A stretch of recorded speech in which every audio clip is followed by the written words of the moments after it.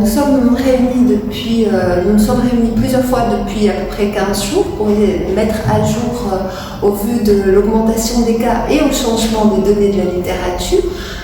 du guide de l'INEAS à propos de la prise en charge de la Covid-19.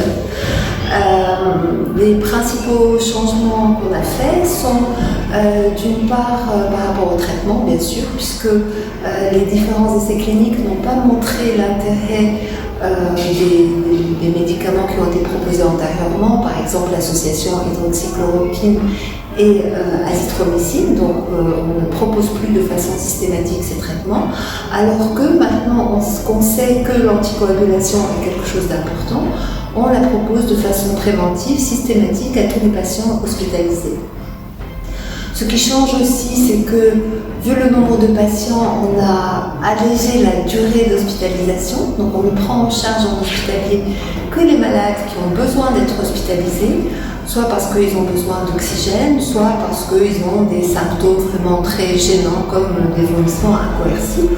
ou qu'ils ont des conditions de vie tellement précaires qu'ils ne peuvent pas être assurés d'un suivi ou d'une prise en charge à domicile. De même, pour la sortie, désormais, les patients, dès qu'ils vont bien, n'ont plus besoin d'être gardés à l'hôpital et sortiront dès que les symptômes auront disparu, qui peuvent être réadressés à leur domicile de façon sécurisée. Donc ce sont les principales modifications. On propose aussi d'alléger la PCR, puisque comme vous le savez, c'est quelque chose qui prend du temps, qui coûte de l'argent, et surtout qu'on sait que la présence d'une PCR positive,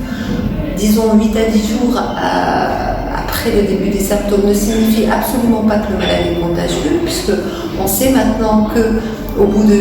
10 jours au maximum, les cultures de virus seront négatives, et donc que la présence de PCR positive veut simplement dire qu'on garde de l'ADN viral sans qu'il y ait du tout de réplication ni d'infectivité. Donc à ce moment-là, on n'a pas besoin de garder les patients, et donc nous ne proposons plus de vérifier leur guérison par une PCR et d'attendre une négativation.